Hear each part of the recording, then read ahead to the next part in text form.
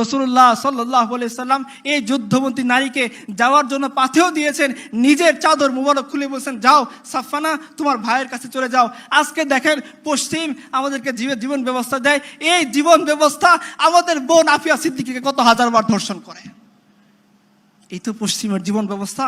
যান সেই পশ্চিমের সামনে মাথা টেকেন, আমরা আল্লাহর সামনে মাথা টেকাবো। আপনারা সেই জীবন ব্যবস্থা নিয়ে সন্তুষ্ট থাকেন যে জীবন ব্যবস্থা আমাদের বোন আফিয়া সিদ্দিকাকে কয়েক হাজারবার ধর্ষণ করে তাকে প্রস্তাব দিয়েছে। তার বোনের ঘটনা আমি বাড়িয়ে কোনো কথা বলতেছি না।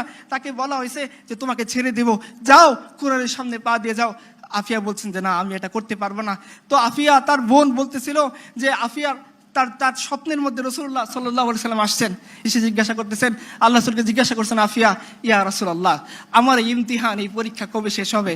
রাসূলুল্লাহ সাল্লাল্লাহু আলাইহি সাল্লাম বলেন, এটা তোমার ইমতিহান না, এটা আমার উম্মতের পরীক্ষা।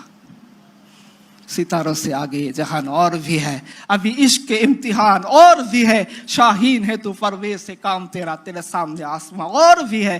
মুসলিম উম্মাহ, তিনি বলছিলেন তখন যখন আমেরিকার ফৌজিরা তাকে জিজ্ঞাসা করে, তিনি একটা অভিমান করে কথা বলছেন যে আমি এভাবে কোরআনের উপর পা দিয়ে যাব না, আমাকে সারানোর জন্য মোহাম্মদ বিন কাসেম আসবে। প্রত্যেকদিন আমেরিকার সৈন্যরা তাকে জিজ্ঞাসা করে মোহাম্মদ বিন কাসেম আসেনি।